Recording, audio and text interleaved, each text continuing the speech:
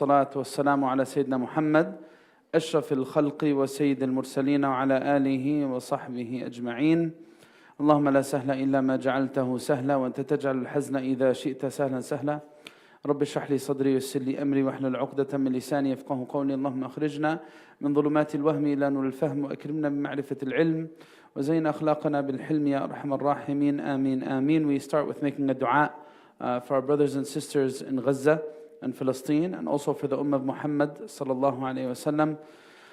Oh Allah, we ask you, we call upon you, pray to you, beseech you, we ask you by your names and attributes to alleviate the difficulties from our brothers and sisters in Gaza. Oh Allah, we ask you to give them victory over their oppressors. Oh Allah, be with our brothers and sisters in Rafah.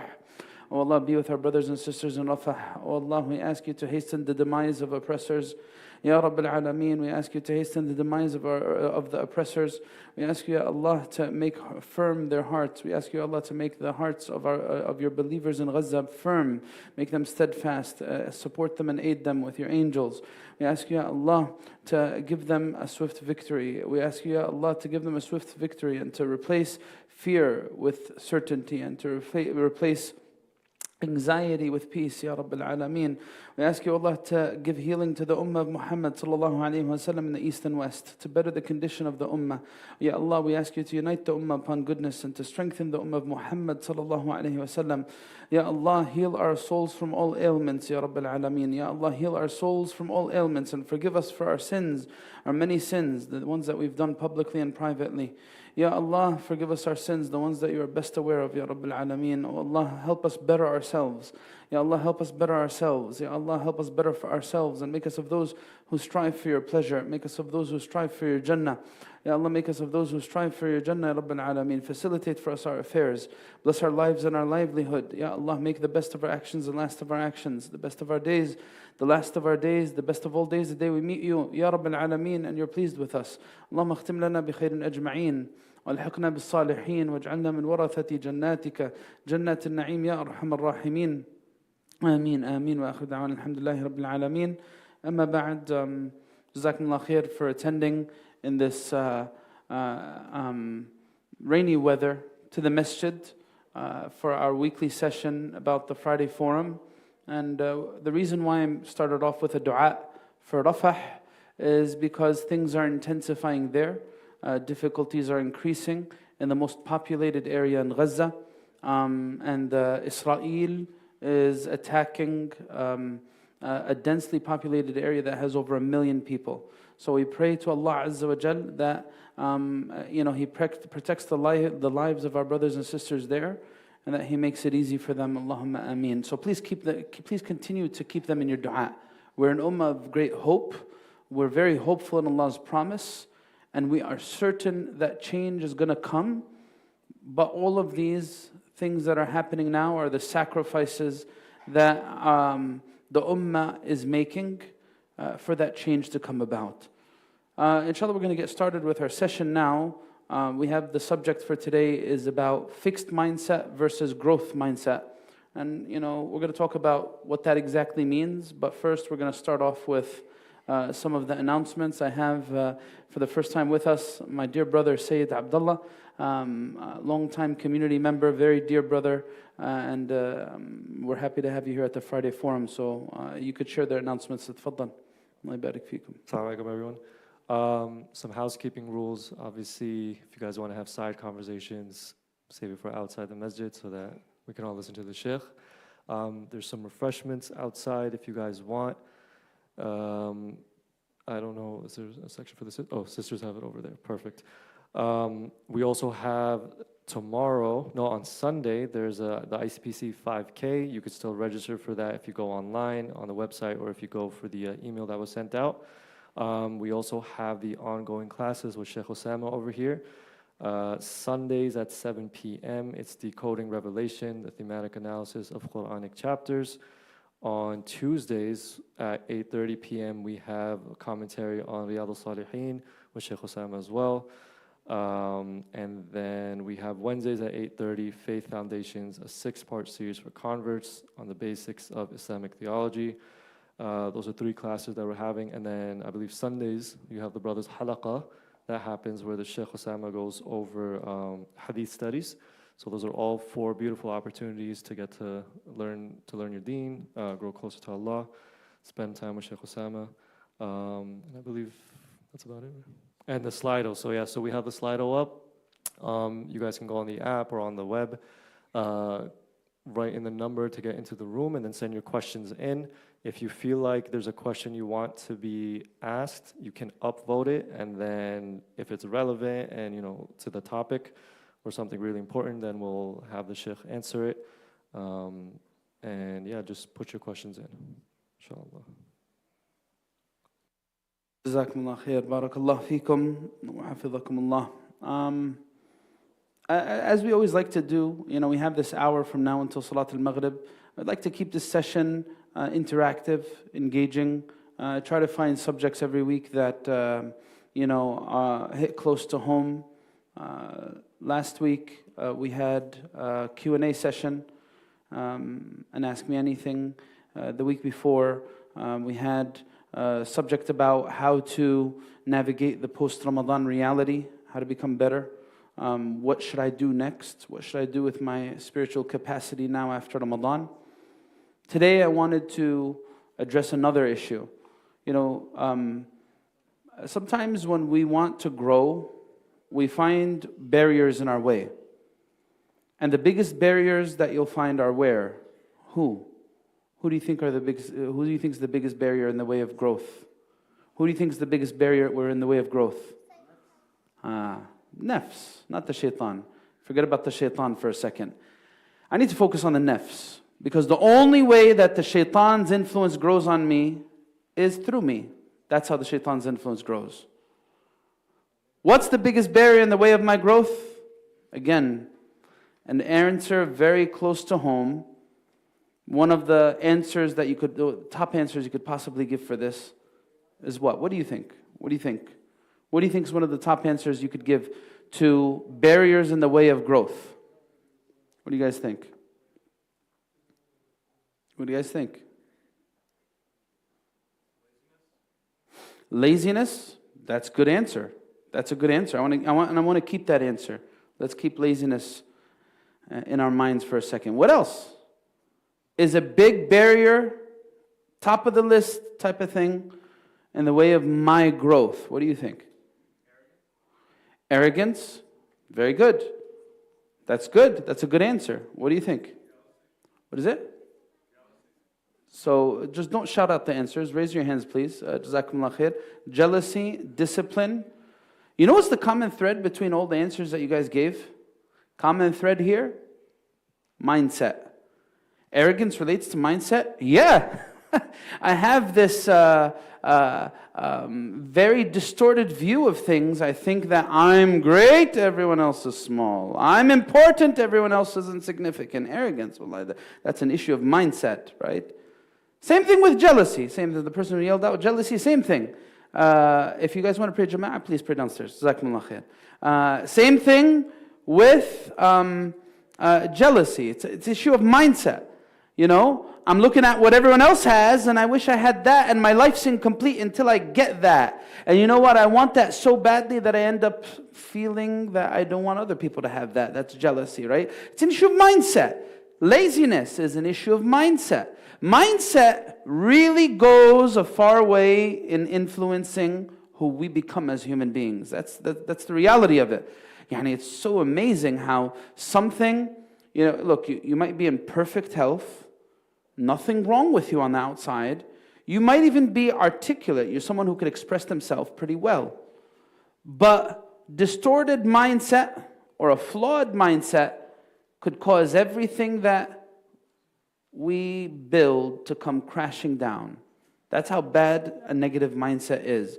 Where's this from the evidence from the hadith of the Prophet ﷺ? It's there. It's there. There's this hadith where the Prophet, and I mentioned this in previous lectures long ago, I want to remind us, everyone of it. Prophet ﷺ walks into the masjid. He sees this companion named Abu Umama. And Abu Umama was sitting in the masjid and it wasn't time for salah. So he asks him the question, مَا لِي أَرَاكَ جَالِسًا فِي الْمَسْجِدِ فِي غَيْرِ وَقْتِ الصَّلَاةِ يَا أَبَا أُمَامَ? Why are you sitting here? What are you doing? So then he tells the Prophet ﷺ, I'm overwhelmed. I am overwhelmed. Humumun lazimatni wa duyun. Overwhelmed by grief, concerns, overwhelmed by debt. Habibi, if you want to talk, over there. Overwhelmed by grief, concern, and debt. So then the Prophet ﷺ said, I'll teach you a few words. If you say these words, Allah will do away with all of that. So Prophet ﷺ taught him, say this, Allah, Allahumma inni a'udhu bika min al-hammi wal-hazan wa a'udhu bika min al-hajzi wal-kasal. Oh Allah, I seek refuge in you from grief. And I seek refuge in you from sorrow. And I seek refuge in you from inability. And I seek refuge in you from laziness. And I seek refuge in you from cowardice. And I seek refuge in you from being overwhelmed by debt and subjugated by others. That's a big hadith. It's loaded with things. All of these things relate to one thing, that's mindset, attitude. Attitude has the capacity to shackle people, and it has the capacity to liberate people. Right? And subhanAllah, when you go to the books of psychology, you'll see that they mention this too. Psychologists speak about this from a different standpoint. In Islamic spirituality, they speak about this as well. Because there's this Islamic sense, there's this spiritual sense to psychology too in the Islamic tradition. You find that. There's books written about this stuff. What is the psychology of success from the spiritual Islamic standpoint? There's a lot to say about that. One of the words that you'll hear them say about change and growth in the books of psychology is fixed mindset and growth mindset. How am I choosing to look at things? Look at how the kuffar of Quraysh chose to look at it, right? The kuffar of Quraysh said, when they were met with the message of the Prophet ﷺ, إِنَّا وَجَدْنَا آبَاءَنَا عَلَىٰ أُمَّةٍ وَإِنَّا عَلَىٰ آثَارِهِمْ مُهْتَدُونَ. We found our forefathers doing one thing, we're not going to abandon that. We don't want to do anything differently. I'm just going to double down and do what those before me did. That is the reason why many disbelieved during the time of the Prophet ﷺ. And guess what? That's a mindset, a very negative, toxic mindset attitude. You know what, I decide to be a person who's stuck in his ways. Sometimes arrogance does that to people, sometimes culture, negative culture could do that to people too. Right? We're cultured people all around. Every one of us embraces culture in a different way, but sometimes there are negative aspects to culture that ruin people's lives, that ruin people's relationships, that ruin family relationships, that ruin opportunities. We need to be very mindful of this. What does fixed mindset, growth mindset mean? Well, there's a lot to say about this. Sometimes you might get injured. I was just talking with Akhi Sayyid before we started about MRIs, because you do MRI imaging, right? Sometimes someone might get a physical injury, right? And that might last with them for some time. This wound, it festers, it causes pain, it causes some difficulty in different ways. And then you find another type of injury. It's an emotional wound. What do you guys think? What do you think? What do you think is bigger? An emotional wound or a physical wound? What do you guys think? Huh? Emotional. A lot of people are saying, why do you think an emotional wound is bigger? Why do you think an emotional... Raise your hand. تفضل. It lasts longer. All right, that's a good answer. Why do you think an emotional wound is bigger? Go ahead. Okay, an emotional wound affects you mentally, and it could even affect you physically as well, right? Physical wound is going to remain limited to your physical body. That's a good answer. That's true, right? So what you're saying, you want to say something too? Go ahead.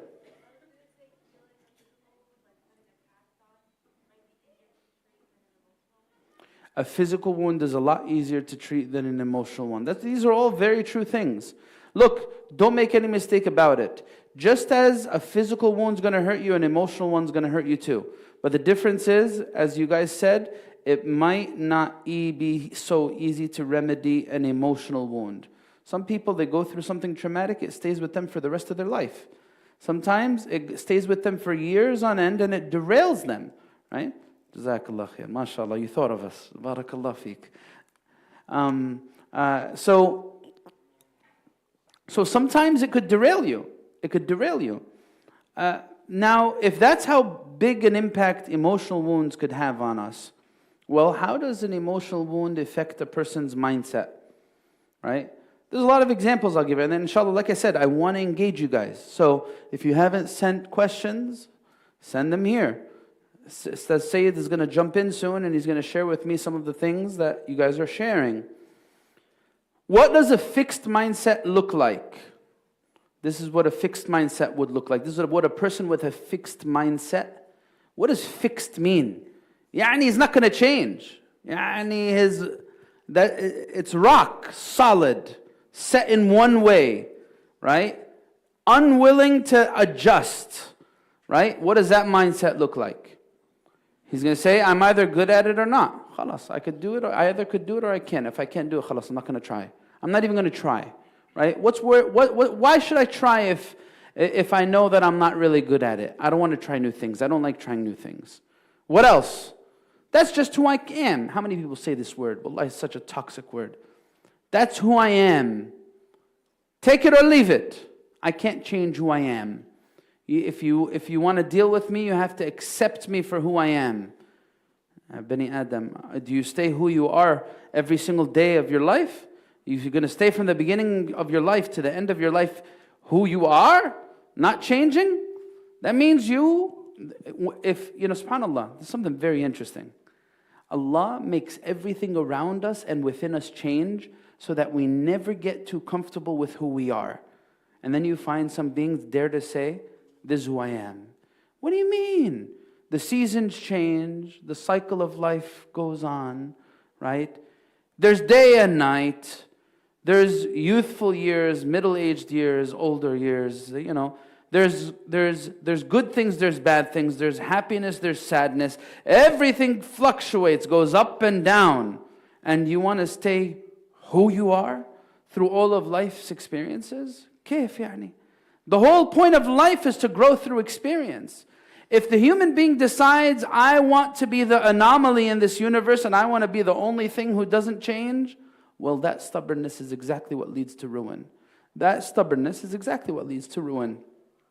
That's just who I am. Or what else is a fixed mindset way? If you have to work hard, you don't have the ability. I can't do it. Oh, that's it. Khalas. It takes too much work.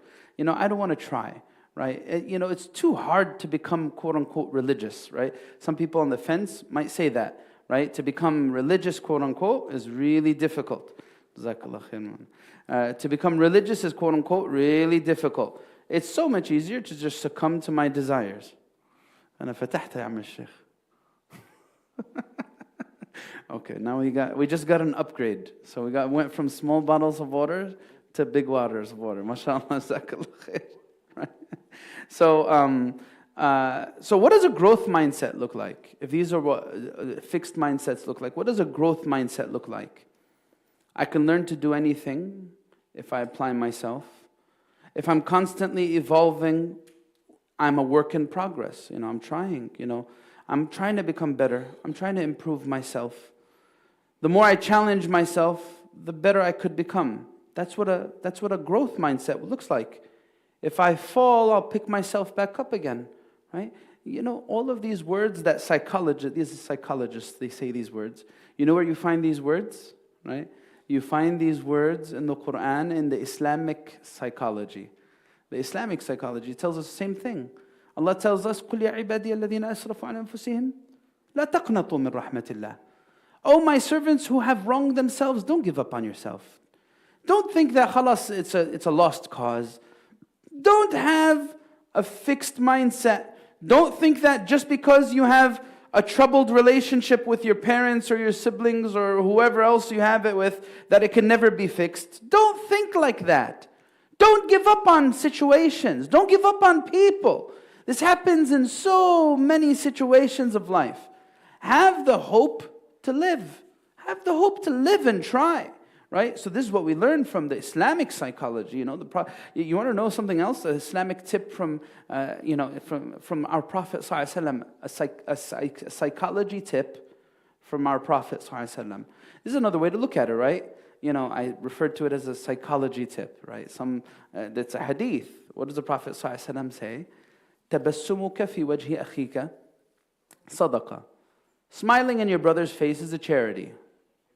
Smiling in your brother's face is a charity. What does that mean? How is that a psychology tip, right?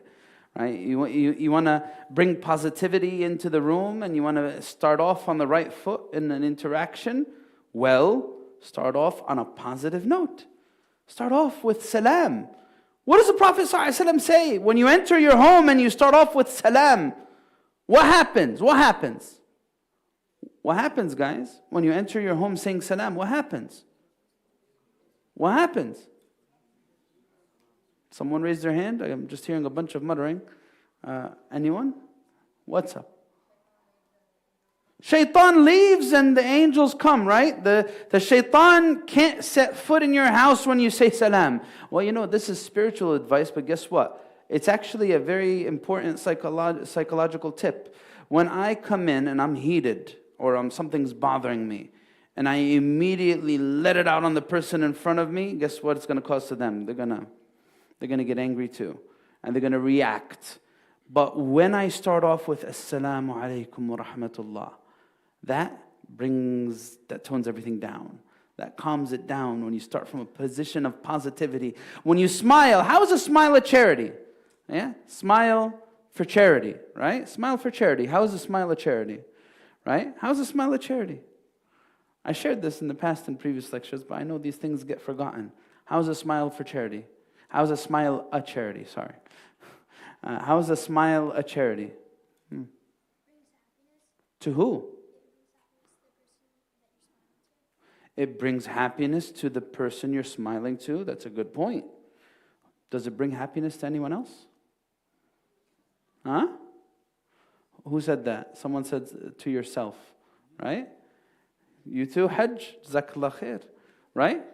Yes, it is actually. This is the other dimension of the hadith. When they comment on this hadith, they reflect, is it a charity from you to another or is it a charity from you to yourself? In actuality, it's both. It depends on how you look at it. Again, it's an issue of mindset. When I choose to be a person who's always smiling, you know what? It's going to make me happier too. Just the act of smiling makes me feel better on the inside, as opposed to always frowning or always allowing myself to look down and depressed, right? It's going to affect my mood. It's going to affect my emotional state.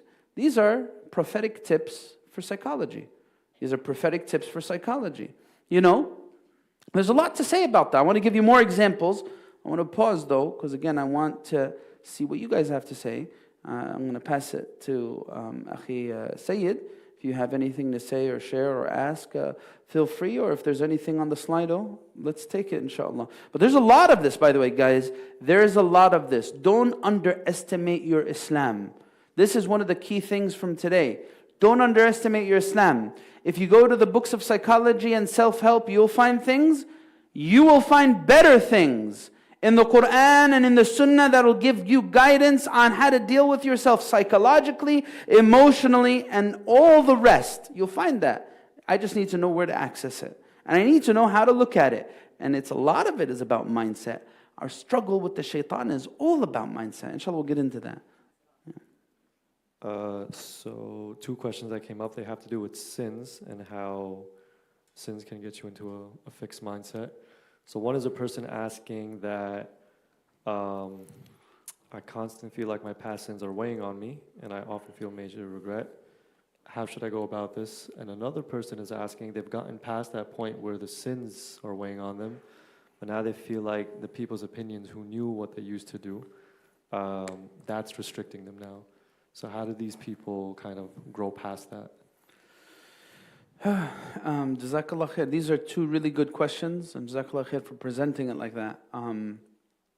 So look, how to grow past my sins? Or how do I shift my attitude towards the wrongful things that I've done to go from being one that's brought down by their past from one who is inspired by their past? Right? Did you see how I reworded it? You guys see how I reworded it?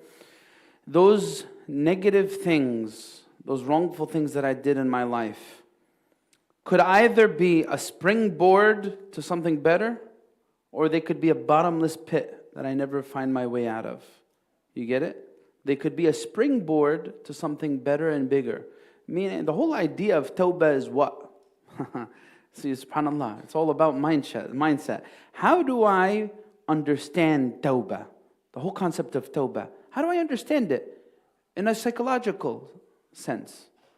Tawbah is taking that negative energy that has developed because of wrongful deeds and catapulting from it through regret into something far greater.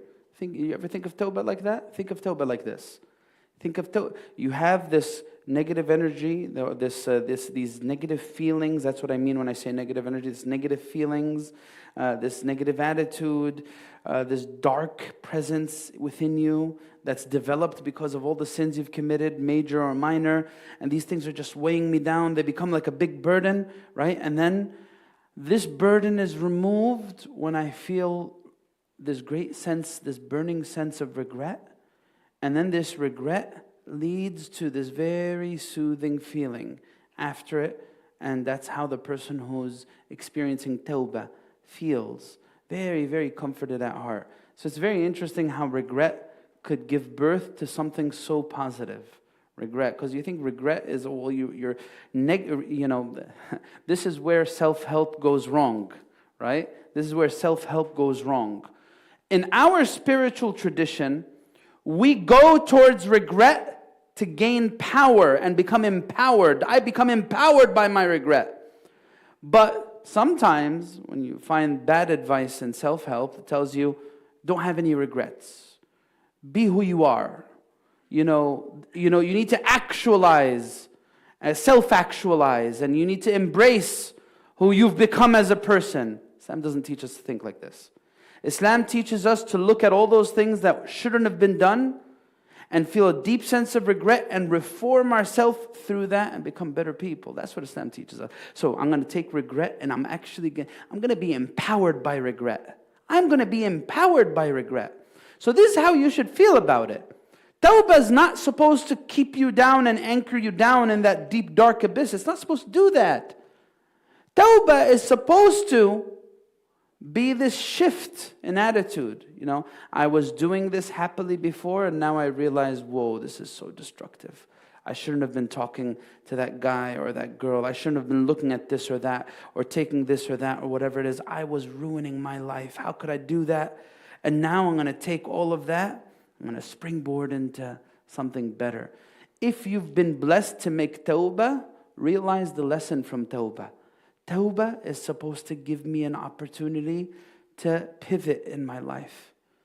Allah doesn't want me to, look at my sins and just sit there in despair. That's why He gave us tawbah. Tawbah is this coveted thing, Allah loves, look at the hadith of the Prophet ﷺ, it tells us, At-Ta'ibu Habibur Rahman. The one who makes tawbah is the beloved of Allah. Allah loves people who make tawbah. Why? Because for us to be able to pivot like that and shift our attitudes, yesterday I was happy and rejoicing about doing awful things, and today I feel a deep sense of regret. That shows that I am a strong, courageous person. This is how you could begin to break out of that. Realize what tawbah is about.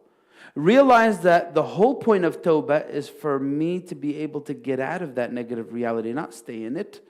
Now that you've realized how bad it was, that shows that there's something good in you. How could you allow yourself to stay there? Don't do that. Don't do that. The whole point of tawbah is to bring you out of there, right? The shaitan is the one who tries to convince us, hey, stay there. That's where you belong. Allah won't forgive you, right? And then the other part of it was the person now breaks out of that, but has to deal with the attitudes of people. Guess what? The Prophet ﷺ would not have been able to bring the radical change he brought to society if he was not able to go against the grain and stand up in the face of people. Again, look, he stood up, they criticized him with everything in the book. You broke apart families. You're going against your people. You are a madman. You're a magician. You're kada. Every single thing that they could think of, they said it about the Prophet ﷺ. If the Prophet ﷺ was to wane and weaken because of what people said, then we wouldn't have had this deen, this beautiful deen. No, don't fixate on what people are saying. People are going to say whatever they're going to say for a period of time, and you know what? Guess what? Everyone and everything is forgotten. Whatever. The one who remembers everything is Allah. And the beautiful thing is, if I do the right thing, Allah subhanahu wa ta'ala will remember all the goodness, and He will know, fully aware of all the goodness I've done, and it will erase because of that all the badness. That's what I need to worry about. So don't fixate on what people are going to say about your past. Oh, fulan said and did. Don't fixate on that. There's no goodness in fixating on that. What's the point of it? What's the point of it? We are never meant to think like that. If people are unforgiving, Allah is the all-forgiving. Alhamdulillah that we have Allah to be the all-forgiving, even if people are not willing to forgive. Allah musta'an. So that's how I'd answer that question. A building question is that if a person commits a sin and they're in a dark place, and they're kind of sitting in those feelings, and they're trying to alter their mindset, are they waiting to feel different, and then they know that they've made a change? Or is that feeling going to sit with them for a while, and they kind of have to talk to themselves a bit and keep giving them a pep talk, and then eventually that change will come? Yeah. Jazakallah khair. Look, don't wait for nothing. You're not waiting for something to happen. You're not waiting for this ray of light to come from the sky or something like that. No, don't wait for nothing. You're going to find that the movement, the action is going to take on its own life form of itself. It's going to bring a lot of barakah to your life. As they said, haraka barakah. Yeah, sure, certain realities are going to need to take time for you to get past them. That's normal. That's normal for it to take certain time. Things need to run their course, right? And that, subhanAllah, it's interesting how life is like that. Everything has a cycle, right? You wish, that you could just click a button and things would change. But Allah has not made anything like that in this life, where you just click a button. No, day and night has to run its course, right? Seasons have to run their course. Pregnancy for a woman to have a baby has to run its course. Dealing with an illness and navigating the effects of it needs to run its course, right? You need to follow the process and stay committed to the process. Then you'll get the results, inshallah. But subhanallah, these realities, again, they're not by a snap of a finger. Some things that you go through in your life, you're going to need to put time and distance between you and that event that occurred for it to get out of your system. Same thing with like someone who's was addicted to a drug or something, trying to break out of addiction. It's a very, very difficult thing to go through. May Allah Azza wa Jal help everyone who is suffering from some type of addiction.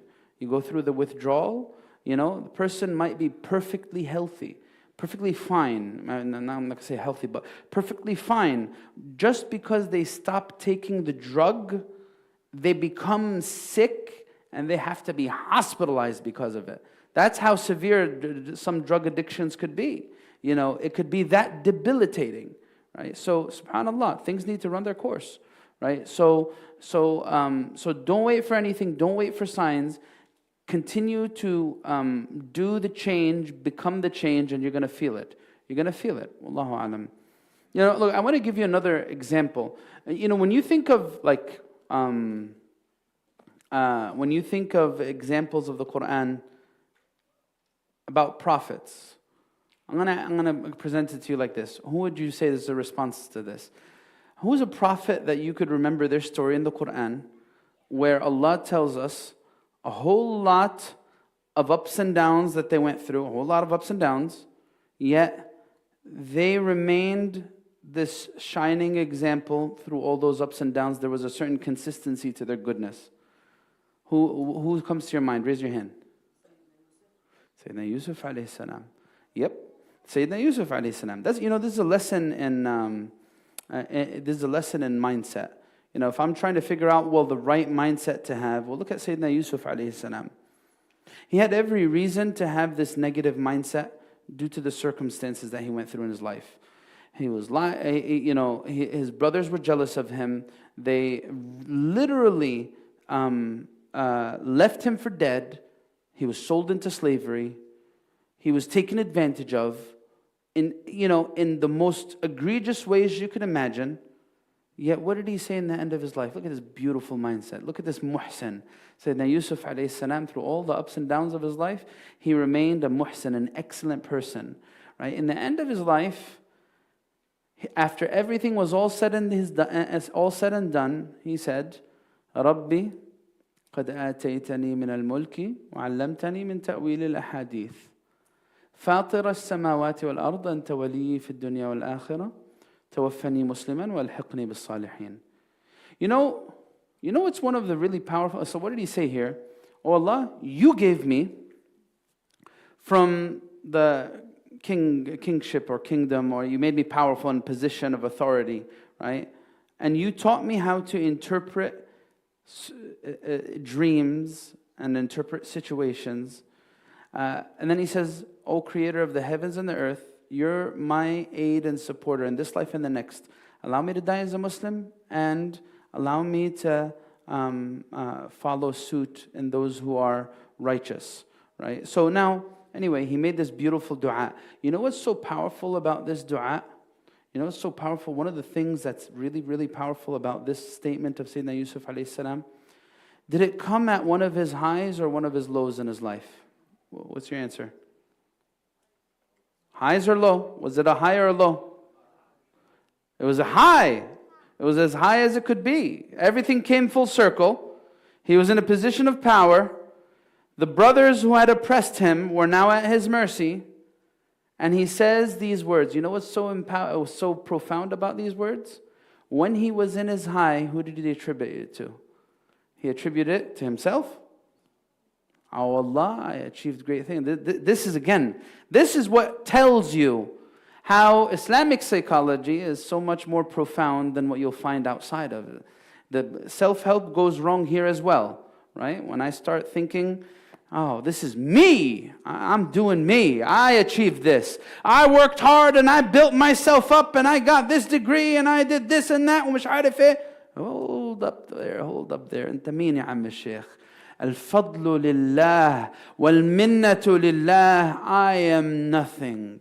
SubhanAllah, self-help. Go to self-help, go to a psychologist. If you say I'm nothing to one too many times, what is he going to prescribe for you? I'm nothing? You're nothing? Okay, here, take this, right? He's going to give you some pills, right? I'm nothing.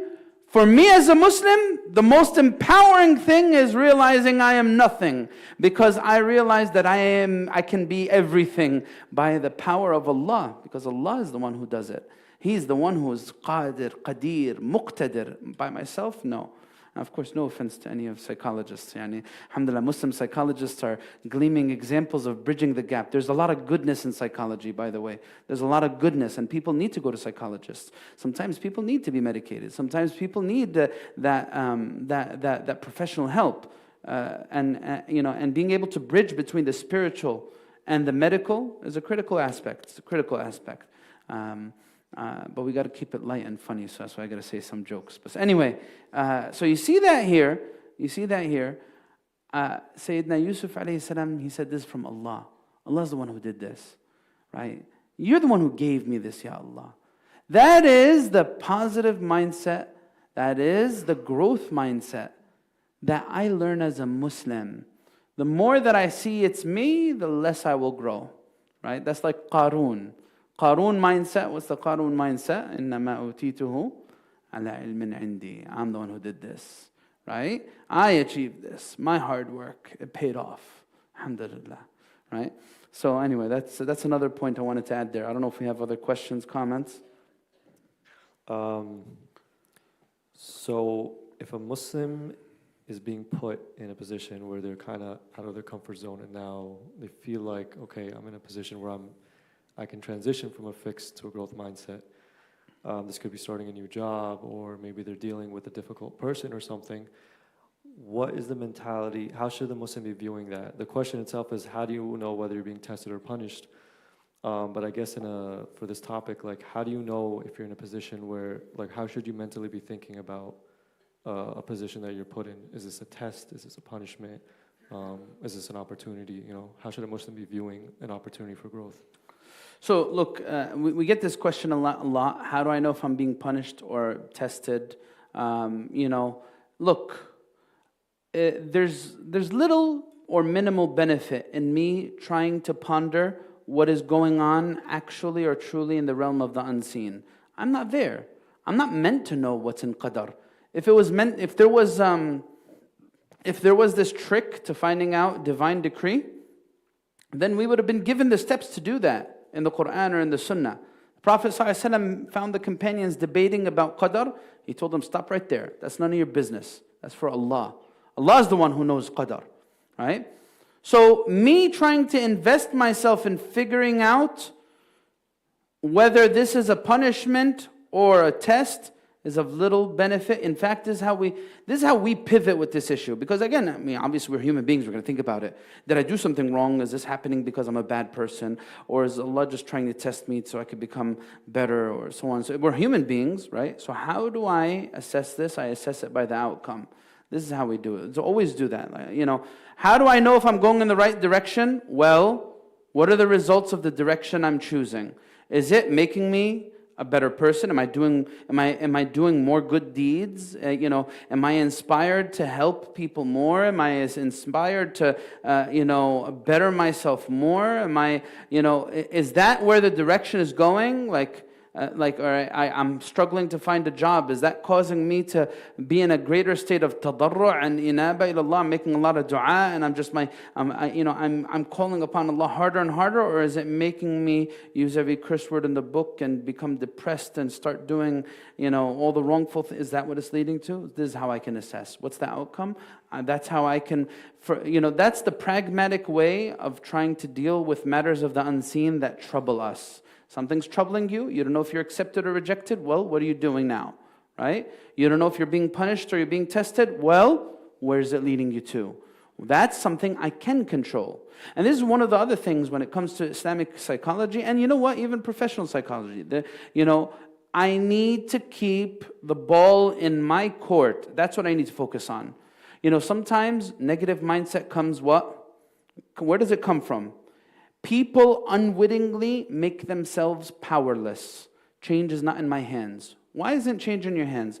Oh, because my mother and father are like this, and my family is like that, and I never got an opportunity to do that. And you know what? People that I don't know, like I tried to find good friends, but this and that. Everything is not in my hands. Ya Allah, what a trick that the shaitan plays. The shaitan has done a number on a person who thinks like this. All of the solutions in my life are by other people. The whole point, that is the shaitan's trying to get us to that point. Because if solutions are in other people's hands, then what does that mean for me? What does that mean for me? I can't do anything about it. And sometimes we get this a lot. Sometimes people will go a lifetime venting about their problems, repeating and grabbing every other person. This happened to me and that happened to me, and I can't deal with this and I can't deal with that. Endlessly characterizing the problems that they're going through. But where's the solutions? I'm not looking for solutions. That's not a good mindset to have. No, I need to look for solutions. I should be able to do, but then they'll come back and say, well, no, it's a lost cause. You don't know many people who struggle with their families, their parents, their siblings or something like that, they'll come and that's what they'll say. Oh, well, you don't know what I'm dealing with. The people, it's a hopeless cause. It's really just a hopeless cause, right? No, I'm a sheikh. What do you mean a hopeless cause? The Prophet ﷺ went to Jahiliyyah, Samma. He went to a very, very dark reality, and he lit it up with the nude of guidance, completely transformed the likes of Umar, who was a drunkard in Jahiliyyah, to becoming one of the best people in human history. And you're going to come and tell me a lost cause, hopeless cause? They were saying the same thing about Umar. They were saying Umar would never believe. His donkey or his mule would believe before he believes, right? No, it's not a lost cause. As long as I'm alive, it's not a lost cause. So I'm going to keep on trying. Again, so I'll add one more thing to this. This is a very important point here, guys. What contributes to growth mindset? What contributes to growth mindset? they teach us, we learn this in the books of psychology, and we learn this in the books, in the Quran and the Sunnah itself as well. If I manage my thoughts, I'll be able to, what? I'll be able to manage my attitude and my mindset. I'll be able to lower my stress levels if I begin to manage my thoughts in a constructive way. Meaning what? If I allow myself to always harbor negativity, always thinking in the worst ways possible, guess what? It's going to become a self-fulfilling prophecy. If I'm always allowing myself to think negatively, then guess what? My reality is always going to be negative, right? But if I have this attitude, and they mention this a lot in the books of Tazkiyah, manage your thoughts, right? What am I allowing in my mind? How am I allowing myself to think? If I allow diseases of the heart to fester in my mind, right, then guess what? My heart's going to become dark. Disease of the heart? What do you mean? Arrogance, jealousy, also bad assumptions. Well, you name it. All of these toxic, negative things. Oh, why did he treat me like that? Or why is she looking at me like that? Or why are the kada? Why all this stuff, this negative, toxic stuff that messes people up on the inside. They say مراقبة الأفكار قبل مراقبة الأفعال. You need to monitor your thoughts before you monitor your actions. Right? So that's another thing that we could put in there as well. I don't know if there's other things. Yeah. So if a person, they catch themselves experiencing a very extreme emotion, whether it's anger, sorrow, is there something they could do in the moment, like a type of dhikr or something that could calm them down so that they could, initiate those thoughts that you're talking about to bring them back? If you're being overwhelmed by, despair or sorrow? If you're being it depends on what you're talking about. Like, yesterday in Dhikr and Fikr, we were talking about righteous anger. We also, I built on it in the khutbah that I gave today. Anger is diffused in a certain way and is directed in a way, right? How do I diffuse my anger?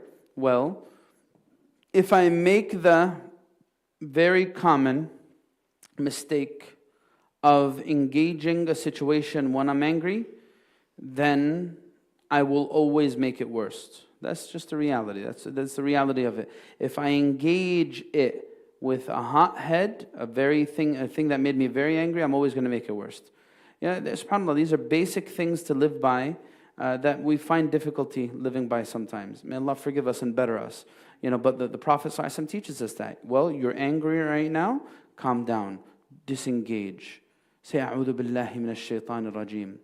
إني لأعلم كلمة لو قالها لذهب عنه ما يجد. The Prophet ﷺ saw two people shouting at each other and they were angry. He says, I know a word, if this person said it, everything that he's feeling right now would subside. أعوذ بالله من الشيطان الرجيم.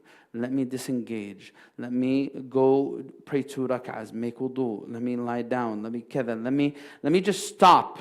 And hopefully things will calm down a bit. Right? That's anger. What about despair? What about sorrow? Well, there are things to say for that as well. There's the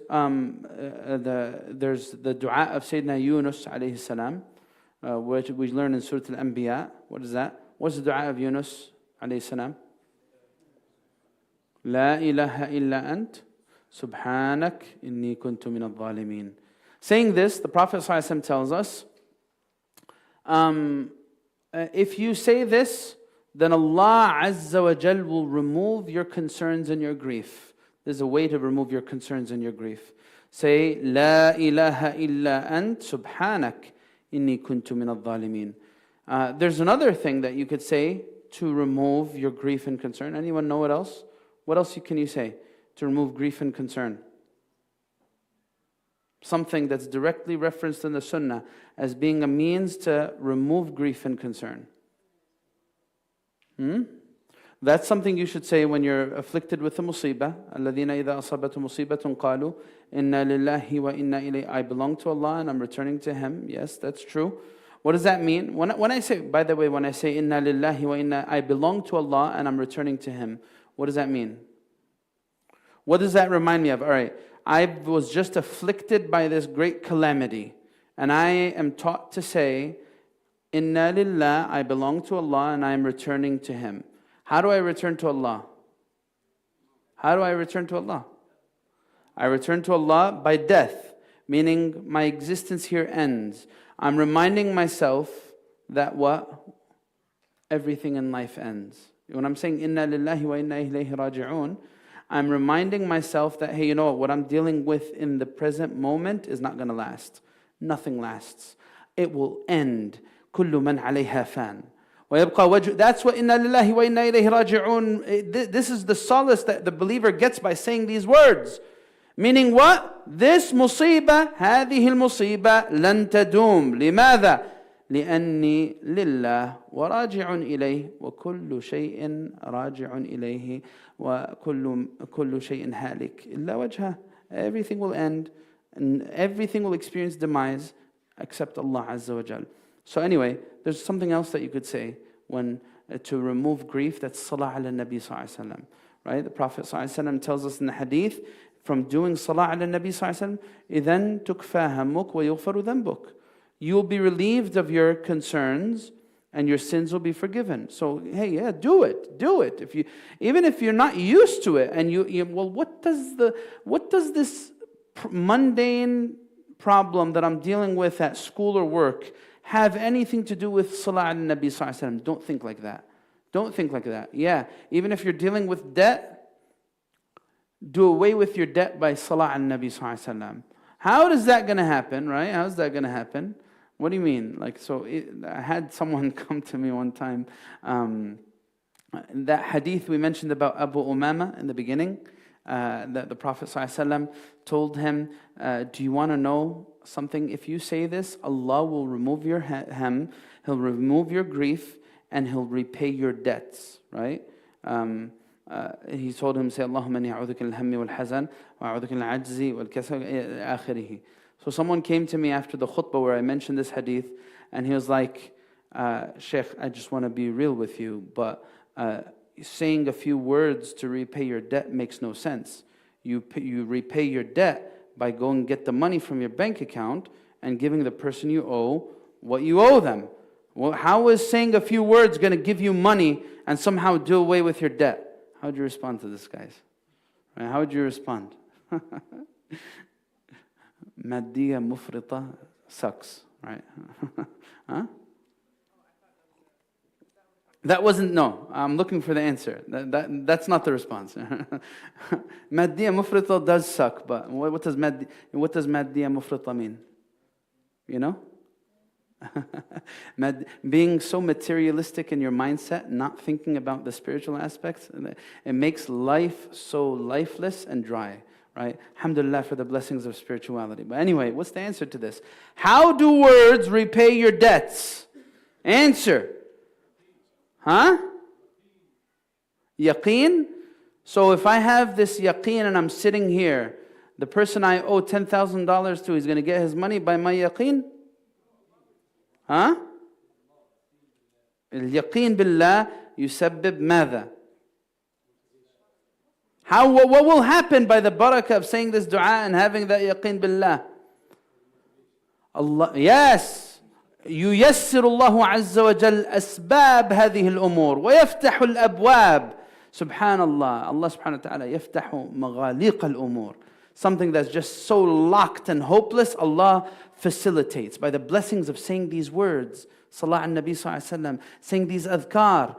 This, I'm looking at this debt that I owe, and it just seems like I'm never going to be able to pay this thing off. Just like it's the rat race going on. Rat race. I keep on trying to chip away at it, and it keeps on coming back, right? How are these words going to make these doors open? Allah subhanahu wa ta'ala. Allah Azza wa Jal facilitates things. It's crazy. Wallahi, no, it's so profound. It's so profound to say this. Like sometimes there will be people who live on salaries of hundreds of thousands of dollars, yet they feel so impoverished. May Allah protect us from that.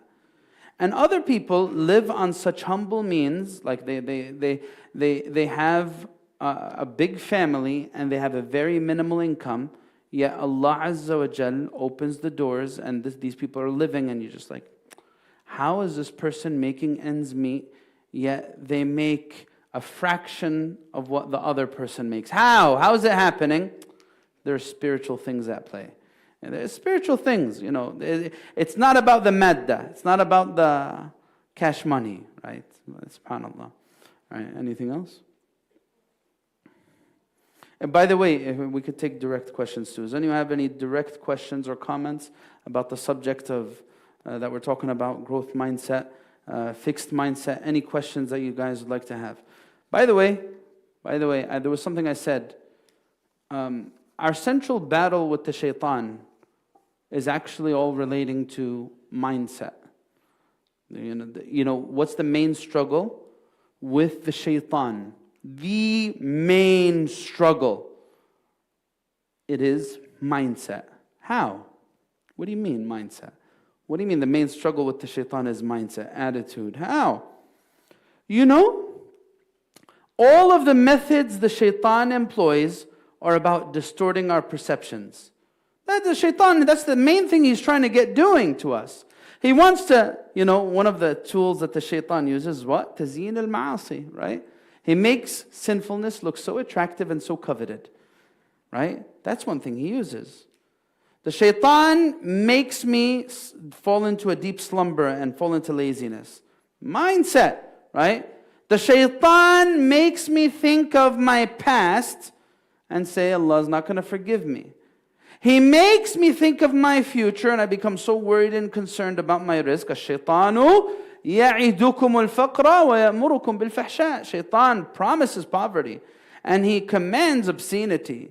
You see the whole, وَغَرَّكُمْ بِاللَّهِ. What is it? Al-gharur. Al-gharur. What does al-gharur mean? You know, Mahmoud? You don't know what al-gharur means? What does al-gharur mean?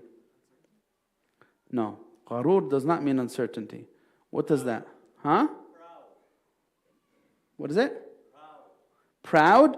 That's ghurur. Ghurur. There was a dhamma. Gharur is referring to one of asma' al-shaytan, al-khadda', right? The deceiving one. Yes, so 1 second, let me just finish this point. So the shaitan is al-khadda', he's the ever-deceiving one. Meaning the whole thing that he's trying to do is cloud the way I see things, and so that I could have a bad assumption of Allah, bad assumption of myself, bad assumption of my reality, right? It's a battle for mindset. Faddal. How do you deal with kibr and business? Explain.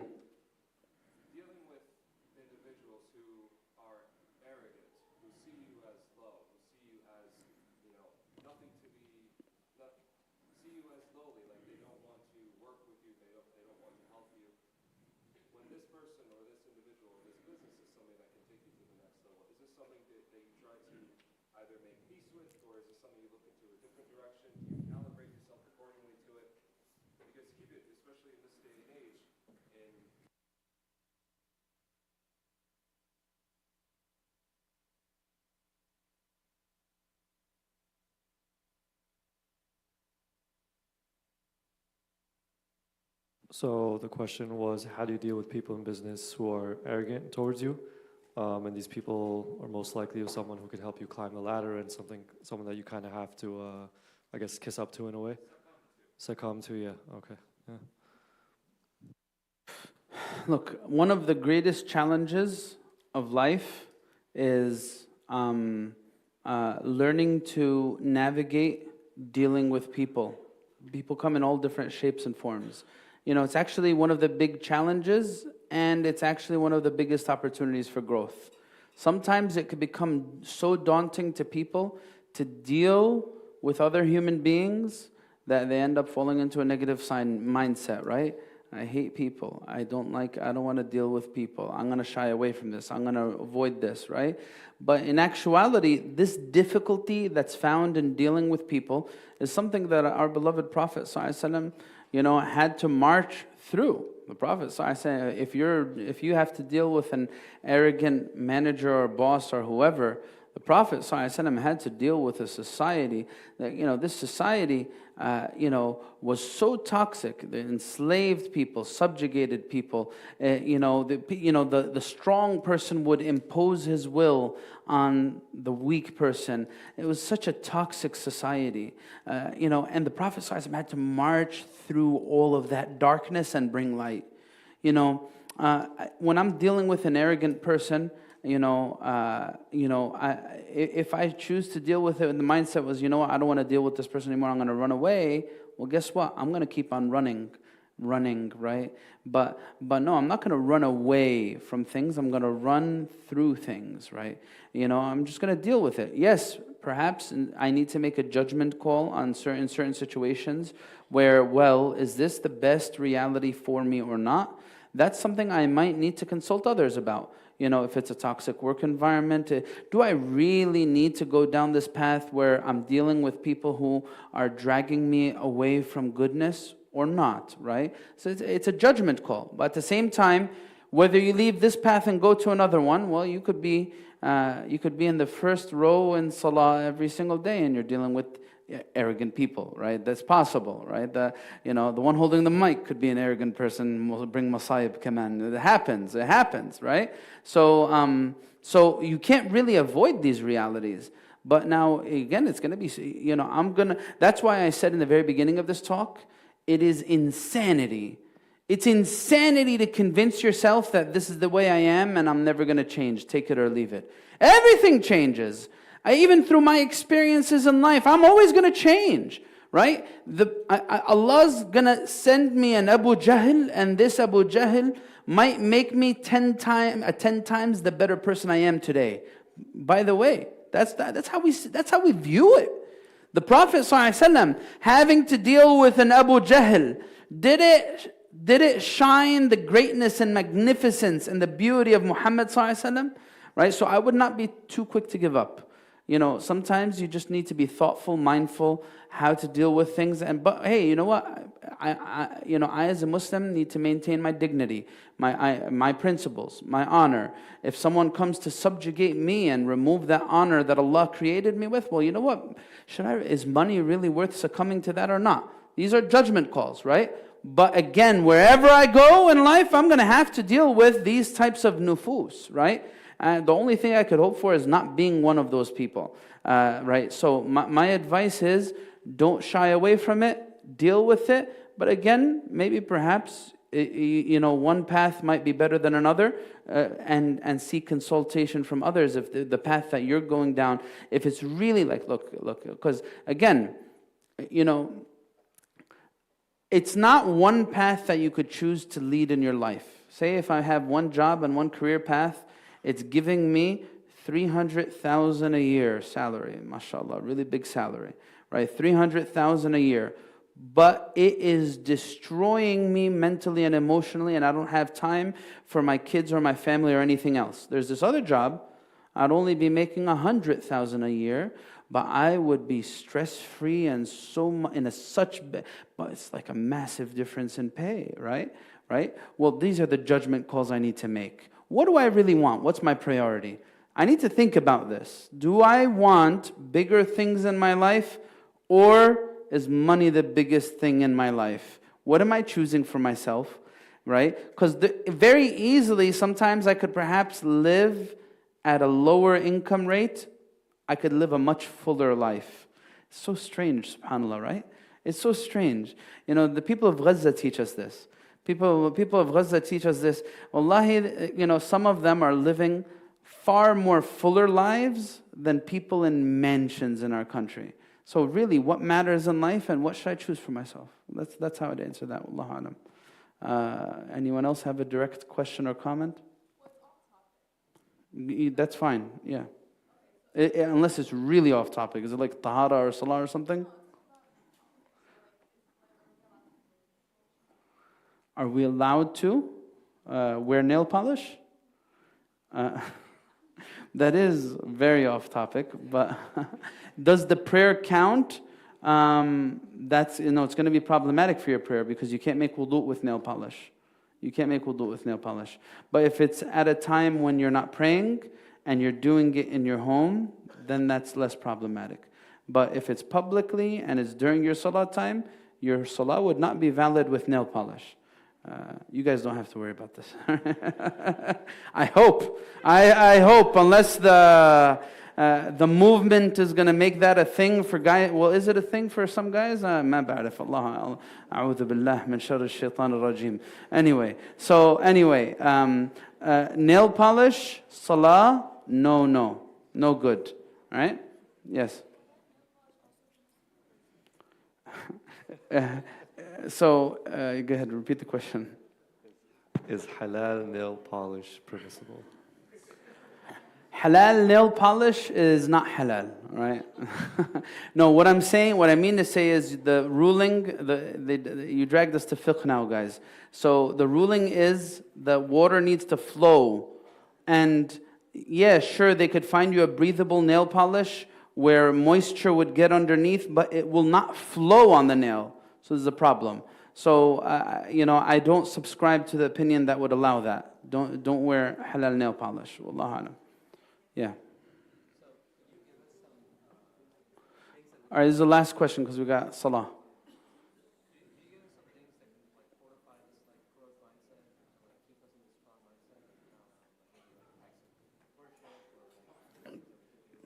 Can you repeat what you said? He's asking, do you have any tips and tricks to help fortify the growth mindset and to not fall back into a fixed mindset?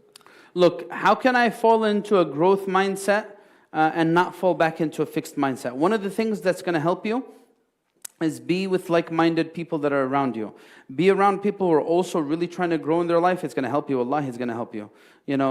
Seek to have those good voices around you that'll help you get up when you fall down. That's one thing. The other thing is invest in the Islamic spiritual tradition. The more you invest in that and learning about Islamic spirituality, the principles of Islamic spirituality, it's really, really going to help with the growth mindset. The more I become familiar with the Quran, the more I am going to find the incentives. And in fact, the reasons to grow. The other thing is, hey, you know what? If you're dealing with any sins in your life, cut them out, because those are the biggest anchors that you could possibly find away from growth, right? So there's growing the mind, and then there's growing the soul, and there's surrounding yourself with good people. Those are some of the things that you could consider, inshallah. May Allah Azza wa Jal give tawfiq and blessings. By the way, next week, inshallah, we're going to be having Ustad Zaid with me. It's going to be me and him together for another session of the Friday Forum. So we look forward to seeing you guys there, bidnillahi ta'ala.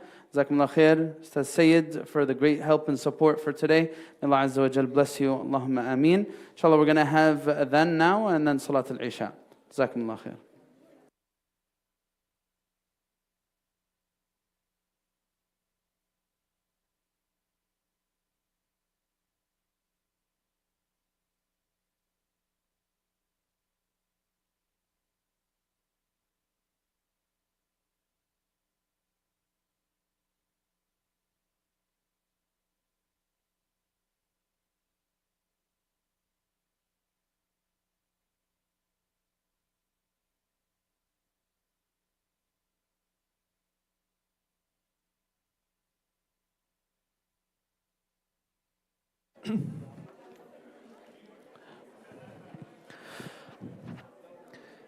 الله